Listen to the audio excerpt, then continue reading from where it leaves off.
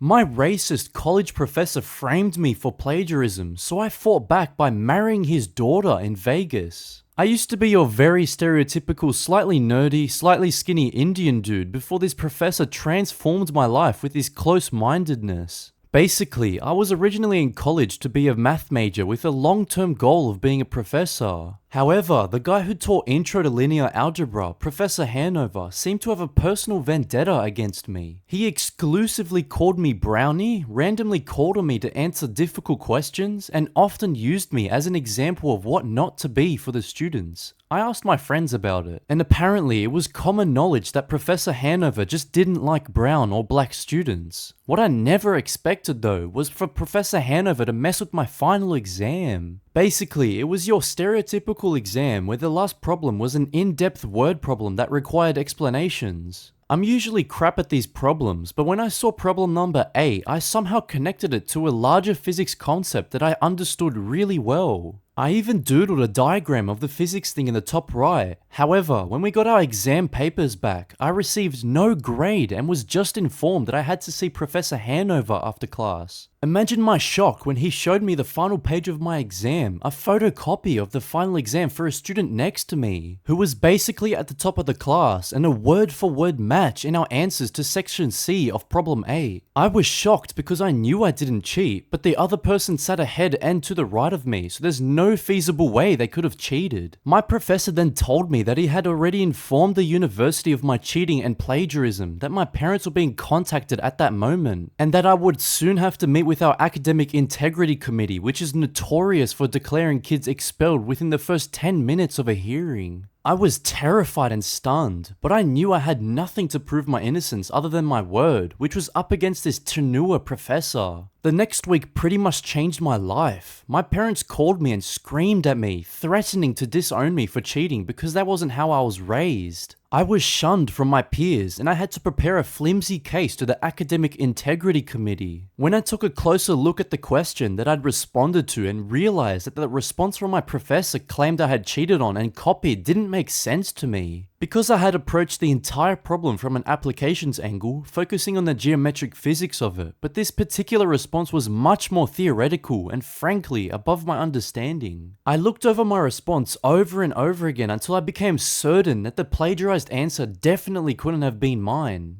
I didn't write like that, all my other answers had a different approach to the problem, and it didn't sound like me at all. And it was an incredibly flimsy argument when I presented it to the Academic Integrity Board, until I was fortunate enough to realize that although the handwriting on the exam was slightly different, the O's in question 8C looked like they started and ended at the top center, whereas the O's in all of the other parts of question 8 and in the rest of my final started and ended at the bottom center. In short, I was basically accusing my professor of changing my answer and rewriting it to look like mine. And 3 of the people on the board laughed at me when I pointed it out, but one of them, who was an actual physicist, seemed to at least understand my argument that I had used an applications-based explanation for 8A, 8B, and 8D, whereas 8C randomly became much more theoretical. They apparently had also found a meeting log of my report with my academic advisor where I had complained about discriminatory treatment from Professor Hanover. And that, coupled with the other evidence I presented, was enough to change their minds about expelling me. So, instead of kicking me out of college, they just gave me 0 points for all of problem 8, but my average was still high enough for me to pass the class. But at this point, I was mad.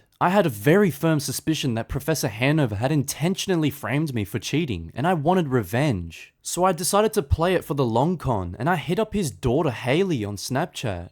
Now Haley is a biochem major, and she has pretty much no normal connection to me, but I guess she found me cute because we started talking. We connected pretty well, and we decided to meet at a party where things got hot and heavy between us. And it was then that I saw my opportunity. I was going to date Professor Hanover's daughter, sincerely, just to see the look on his face when she introduced us at Thanksgiving. And so I doubled down on my attempts to woo Haley, but it was pretty easy because we were genuinely so compatible. I think I would have fallen in love with her regardless of Professor Hanover, to be honest, and I even ended up telling her the whole story about him reporting me for cheating, me being pretty sure that he had framed me, and him basically ruining my family life with my parents forever because of that. Haley was super sympathetic and straight up confessed that her dad was racist, and it felt reassuring to finally have that confirmation and validation. This was around 5 months into our relationship, and since Haley knew the truth about the bad blood between me and her father, she helped me avoid him at all costs and only mentioned me as the boyfriend and never by name. But everything changed one drunk night. As you might have gleaned from the title, we got way too wasted, sauntered up to the marriage license bureau in Las Vegas right before they closed at midnight and tied the knot. Obviously, we woke up the next morning and immediately started making plans for annulment, but then Haley looked at me and went, "What if we didn't though?" I think her saying that was when I really knew that I loved her, because it was obvious that the only reason she said this was to see how we could piss her dad off even more. Anyways, she just texted him that she got married with a picture of our hands and her laces, and I'll be meeting him tomorrow night. I cannot wait to see the look on his face when he realizes that he brought this misfortune entirely onto his own shoulders. Update, so I bought a nice bottle of wine for when I was supposed to meet her parents. I even dressed nice and all, but the second I walked through the door, Professor Hanover saw me and he lost it. He literally grabbed the wine bottle from my hand and threw it onto the couch, and I think he would have actually attacked me if not for Haley and her mother stepping between us. Haley's mother then demanded to know what was going on and why Professor Hanover was so upset. I'm sure she was upset too, given that I was the fiance who got drunk with her daughter and got married in Vegas of all places, but it was obvious something deeper was underfoot, and so Professor Hanover started his spiel, explaining that I was a filthy cheater who tried to sneak my way through his final. Luckily, Haley immediately went next, going over the actual story and all the evidence that indicated Professor Hanover had changed my response to frame me for cheating, going as far as to point out that the university technically ruled in my favor by not expelling me. Anyways, Professor Hanover then spent a long time with me trying to figure out why I've been dating his daughter for a year. I think he truly believed that I was only with Haley for revenge, and while I didn't humor him much, I had a long conversation with Haley's mother confirming that I genuinely loved Haley for who she was. I even showed her things like the surprise party I was planning for Haley, the rings I had been looking at before we got married on our own, and my phone password, which is Haley's birthday. Hanover still hates me, but his wife was finally welcoming, and she even went as far as to apologize for Hanover's behavior. She requested that Haley and I throw a get-together party so that her side of the family can properly celebrate my union with Haley, as it seems like we're actually going to stay husband and wife. I told her I would think about it. After all, Professor Hanover is the reason I don't have much contact with my own family, so it would feel a little wrong to give their family the opportunity to celebrate when my option for that has been stripped from me. However, Professor Hanover is still fuming over this, so I count the whole situation as a personal victory. Haley and I will be moving in together, and technically, my racist professor has now impacted my life more than any other teacher I've ever had.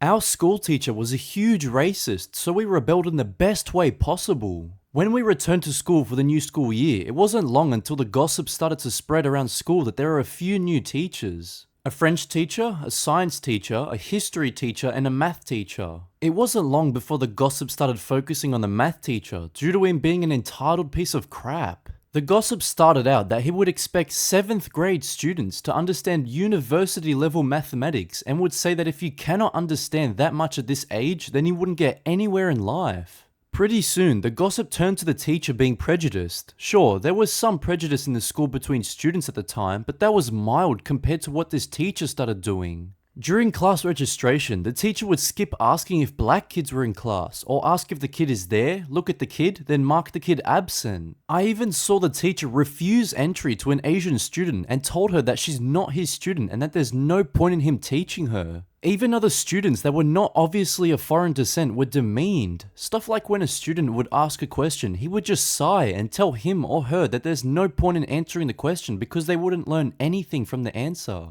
As the teacher started settling into his job, or lack of it, complaints rolled into the main office. However, nothing happened to discipline the teacher. Several students even said that when they went to the reception desk to hand in a complaints form, they watched as the receptionist would lay it onto a large pile of what looked like other complaints forms. There was the sound of a shredder going on in plain sight. After a month of complaints and nothing happening, the entire school population was getting fed up. Even the school bullies were shocked at what was happening and were siding with the other students. They even put a hold on bullying their victims. Then all of a sudden, the entire student population rallied. At first it was a boycott on going to this nightmare teacher's lessons. When the headmaster asked why students weren't going to his lessons and was told why, he wasn't fazed. When the nightmare teacher was asked why his students were not going to his lessons, his response was something along the lines of, "They're just idiots that don't want to learn. No point trying to teach them." After another week of boycotting his lessons and nothing happening, the rest of the maths lessons started getting boycotted. This resulted in other math teachers asking the nightmare teacher to teach properly, but were shrugged off, blaming the students again. After several more days, a student simply raided the nightmare teacher's classroom and moved chairs into the other classes where we continued our education the best that we could. Then the nightmare teacher was assigned to patrol during break times. His entitlement and pure prejudice showed yet again. We had a fenced area which we called our tennis courts, but were basically a multi-purpose area for physics education. Well, if some students brought a ball so they could have a quick game of football and the teacher saw that certain students were playing, then he'd kick them off the courts with threats of detention while saying that they're stealing British sport. Or when students were lined up for the cafeteria, he would move foreign descents to the back of the lines and refuse entry to every student until they moved. Then all of a sudden, at the end of one day, there was a crowd in the staff car park. The next morning, the gossip about the nightmare teacher is that every tire on his car was deflated. Not slashed, just that every tire let down. Must have taken him ages to pump them back up. However, this resulted in a report going around the school that the vandals will be caught and punished. However, how could they do that? Even though there were CCTV cameras watching the area, how can black and white video pick out certain students in a sea of 200 plus students in the exact same school uniform?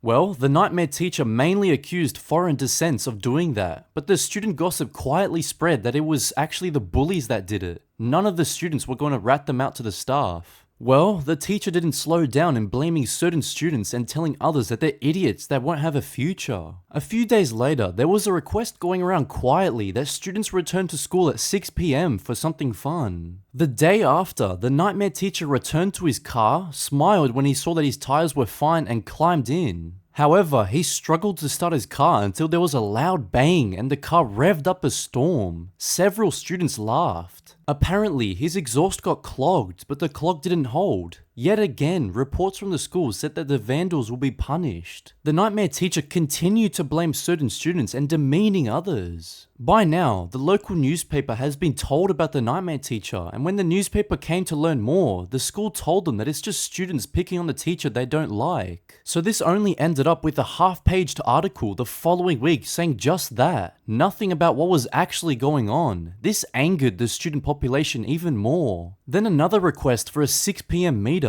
The next day, nightmare teacher arrived at his car only to find out that his tires had been let down again, but that wasn't the end of it. When he plugged his tire pump into the cigarette lighter in one of his tires, he found out that the pump wouldn't turn on. He sat in the driver's seat and started screaming that his battery must be dead. That was only half of it. When he popped the hood, he screamed even more. Apparently, every cable and half the pipes had been unplugged. Not only that, but the rubber timing belt had been cut. His exhaust was also well and truly clogged this time. This time the main office said that the entire school has a detention and no one is going home for an hour after school every day unless the vandals come forward. Well, this didn't go down well. How can so few staff stop the entire student population of over 500 from mobbing out the entrances? Even closing gates wouldn't work, as eventually there were threats of setting classrooms on fire, which would mean on health and safety grounds, they would be forced to evacuate the school. The following week, some people in suits arrived and an investigation started. First, they interviewed the staff from top down. At first, they were getting told that it's just students at fault, but as they moved down, the teachers started telling them what was happening. Then it was the students' turn to be interviewed. Well, they just entered random classes and asked the entire class questions. The following week, the nightmare teacher never returned. They couldn't get a replacement in time, so for the rest of the year, there was a substitute math teacher. Racist teacher denies my blackness and insists that I'm white even though I'm obviously black, so I got the most satisfying revenge imaginable. When I was 14, I had this nasty racist teacher who taught geography. Let's call her Mrs. G. Mrs. G really hated me, not because of anything I'd done, but because of something I'd once said in class. Before my mother met my dad and had me, she had 3 kids from a previous marriage to a really great guy from Mississippi. He was black and my mum Anglo via Scotland. The marriage didn't work out, but they remained friends. My mum later met my dad, who's Nicaraguan, and they had me. So I'm basically a Scottish Nicaraguan who just happens to have half-black siblings. I once mentioned this to a classmate and Mrs. G overheard it. She asked me how I could possibly have anyone black in my family tree. This was because I, in her opinion, looked white. Mrs. G was black and proud. I tried explaining my family dynamics, but Mrs. G decided that I thought I was black and would constantly refer to me as that girl who thinks she's part black. She'd comment on my whiteness, completely ignoring my Nicaraguan heritage, in as a rude way as possible. She even got a few of the other students to taunt me. I found a way to stop that real quick, but that's another story. Mrs. G totally hated me and I reciprocated the sentiment. One class, I got a test paper back and Mrs. G had given me a D. I knew that was wrong, so I went to the dean and showed it to him. He checked my answers and agreed that I indeed deserved an A. I also told him what she'd been saying about me in class, but without proof of that, there wasn't anything he could do. However, he could do something about the grade. He went and confronted Mrs. G, who at first refused to change my grade, but relented when the dean threatened to tell the principal about her discriminatory behavior. My principal hated bigots, and if she knew what Mrs. G was doing, she'd suspend her without pay and fire her if it continued. She was also told to leave me alone. Mrs. G left me alone, alright. She'd left my papers ungraded, my homework unchecked, and refused to let any student pass me a test. Mrs. G told the dean I wasn't turning in any of my work and he had no way to prove otherwise. I got a final grade of C-, which significantly lowered my GPA. I'm pretty sure Mrs. G would have flunked me, but didn't want me back in her class. I was furious, so I plotted my revenge. I started learning Mrs. G's habits and found out that she always got to school 45 minutes before classes started and always parked her car in the exact same spot on the far side of the school parking lot. Her car was an older burgundy Lincoln in pristine condition with big UFO-shaped hubcaps. Mrs. G loved that car. It was her pride and joy. Bingo! It was Indian summer at the time, so I decided to use this as the key to my revenge. One early morning, I got to school with a bag containing the following: a rubber mallet, a big screwdriver, a rag, a huge jar of peanut butter, a large spoon, rubber gloves, and a big bag of raw anchovies. I also got a friend to act as a lookout. My dad had taught me how to do this when he found out what Mrs. G had been doing to me. Me and my friend casually walked to Mrs. G's car. This was the 80s, so no CCTV in the area. She kept watch as I quickly and quietly pried off each of her hubcaps with the screwdriver, smeared spoonfuls of peanut butter on the inside of each hubcap, stuck the raw anchovies in the peanut butter, then put them back on using the rubber mallet with the rag over the hubcap to reduce noise and not leave marks. It took me less than 12 minutes to fill all 4 hubcaps. I got rid of the now empty jar, bag, and gloves, cleaned the spoon with the rag, and put the rest in my friend's car. Now, all I had to do was wait. It didn't take long. Within 2 or 3 days, I heard from the other students that Mrs. G had been complaining about how bad her car was smelling. Apparently, Mrs. G had cleaned the inside thoroughly, took it to a car wash several times and hung 7 car deodorants inside, but the stink just kept coming back. Mrs. G was asked not to park her car on the school lot until she found out what the problem was. Students started making snide remarks about her car. One student suggested that, based on the smell, her car probably had the clap and suggested she get it a shot of penicillin. Mrs. G had to endure that stink for a month before she finally decided to go to a mechanic. According to the dean, who I'd become pretty good friends with by now, when the mechanic found the problem, he fell over laughing. In the end, Mrs. G had been ejected from her parking spot, drove a car that reeked, got teased and jeered at by the students and some teachers. Mrs. G was not well liked, and spent tons of money on detailing, car washes, and deodorizer by the time it was done. Mrs. G spent the rest of the school year furious and embarrassed. I spent the rest of it smiling.